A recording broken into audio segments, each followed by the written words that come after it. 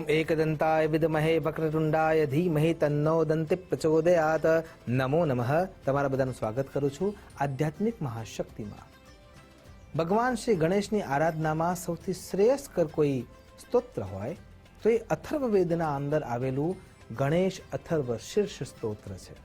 પણ આ અથર્વ શીર્ષ કયા કારણે આટલું બધું મહત્વનું બની જાય છે? સૌથી પહેલા અથર્વ વેદમાંથી આ ઉત્પન્ન થયું છે, એટલા માટે અથર્વ શીર્ષ નામ આપવામાં આવ્યું છે। અથર્વ શબ્દને જો વિચાર કરીએ તો અથર્વનો સીધો અર્થ થાય છે જ્ઞાન અને પવિત્રતા।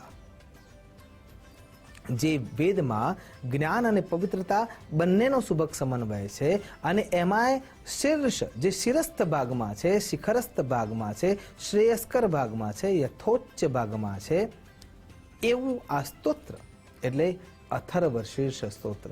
અને એમાં પણ ગણેશ અથર્વ શીર્ષ સ્તોત્ર, જે ગણોના અધ્યક્ષ છે એવા ગણેશ અને જે અધિક્ષકતામાં હોવાના કારણે થઈને તમારા જીવનના અંદર બહુધા વિચારોમાં, બહુધા આયામોમાં, બહુધા સમાજોના કેન્દ્રમાં જે તમને મૂકી દે છે એ ખરા અર્થમાં ગણેશ તત્વ છે।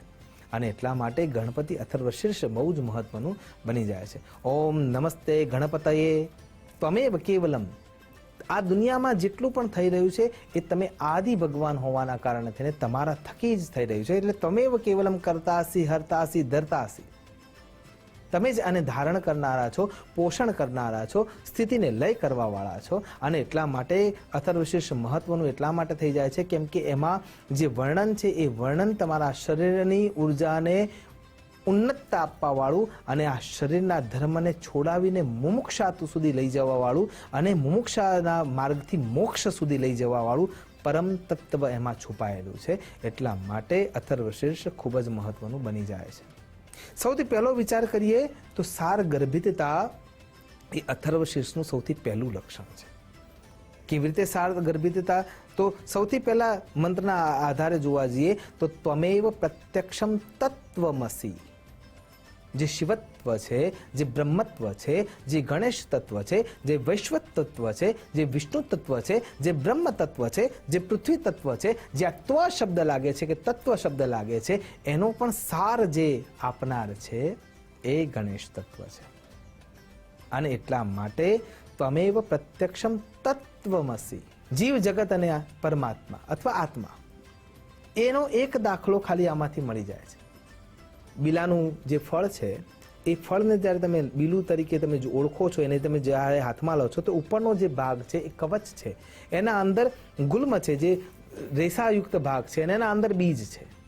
તો બીજ છે એ આત્મતત્વ છે, એના ઉપરનો જે ગુલ્મ છે એ સંસાર રૂપ તત્વ ભાગ છે, જેને આપણે માયાના કવચમાં ભરાયેલા છે। અને એના ઉપરનું જે કવચ છે એ બ્રહ્મ તત્વથી પોષિત તત્વ છે અને એના પછી આપણને ખબર પડે છે કે એનું મૂળ પણ છે। તો એ જીવ જગત અને માયા એ ત્રણેય તત્વોને અથવા બ્રહ્મ એ જે તત્વોને જાણી શકે છે એ સાર ગર્ભિતતા છે। એટલા માટે અહીંયા સ્પષ્ટ રૂપે કહ્યું છે ત્વમેવ પ્રત્યક્ષમ તત્વમસી। એટલે પહેલું જે લક્ષણ છે એ સાર ગર્ભિતતા છે। બીજું મહત્વનું પાસું આ અથર્વ શીર્ષમાં જોવા મળે છે જ્ઞાનની અભિવૃદ્ધિ કરવાનું તત્વ। અને એટલા માટે સ્પષ્ટ રૂપે લખ્યું છે ત્વમ જ્ઞાનમયો વિજ્ઞાનમયોસી। અંધશ્રદ્ધા નહીં, વિજ્ઞાન સાથેના પુરાવા મળે છે અને એ સાથે જે સત્ય જ્ઞાન પ્રાપ્ત થાય છે એ આપનારું જે તત્વ છે એ અથર્વ શીર્ષ છે। જ્ઞાનમયો વિજ્ઞાનમયોસી। એકલા જ્ઞાન સાથે તમે ધર્મને જ્યારે જોવો છો ત્યારે ધર્મમાં તો એમ કહેવામાં આવે છે કે એકાદશીનું વ્રત કરવામાં આવે તો અશ્વમેધ યજ્ઞનું પુણ્ય મળે છે, રાજસૂય યજ્ઞનું પુણ્ય મળે છે અને જે નથી મળ્યું એ પણ મળવા માટે, એ વ્રત પૂરું કરવા માટે તમારા માટે શ્રેષ્ઠ કરતા અપનાવ થઈ ગયું છે। પણ એના પાછળ જે છુપાયેલા તથ્યો છે એ જ્યારે તમે સમજો છો ત્યારે એ જ્ઞાનમયો વિજ્ઞાનમયો એ પુરાવા આપે છે કે આ જગ્યાએ આ ઘટના થઈ હતી અને એના કારણે આ ક્રિયા થઈ હતી। તો એ સ્પષ્ટ રૂપે આપણને સમજણ મળી જાય છે। અને પછી ત્રીજા તત્વ રૂપે જો વિચાર કરીએ તો અથર્વ શીર્ષનું ત્રીજું મુખ્ય લક્ષણ છે મૂળથી એ પોષિત થતું તત્વ છે। અને એટલા માટે સ્પષ્ટ રૂપે લખ્યું છે ત્વમ મૂલાધાર સ્થિતોસી નિત્યમ।